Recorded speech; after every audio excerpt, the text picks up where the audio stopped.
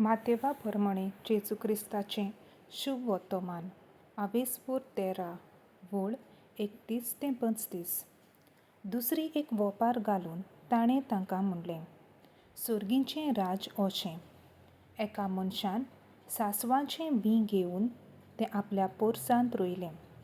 तें कोरेंत सगल्या बियां वन ल्हान पूण वाडटूच सगल्या झाडां पाल्या वन उंच जावन ताचें झाड जाता आनी वाऱ्या वेलीं सुकणीं येवन ताच्या कांद्याचेर वस्ती करतात. ताणें आनीक एक वोपार तांकां सांगली. एके बायलेन कोमीर घेतलो आनी मोडल्या पिठाचीं 3 व्हडलीं मापां दवरून तातूंत तो पुरलो आनी सगळेंच पीठ फुगलें. हाचें सारकें सुर्गीचें राज. जेजून वोपाऱ्यांनी सगल्यो ह्यो वस्तू परजेक सांगल्यो आनी वोपारी बोगोर तो तांचे कडेन उलयनासलो. वोपाऱ्यांनी उलयतलो संवसार रचलोल्यांक गुपीत आसतल्यो वस्तू उक्त्यो करतलो.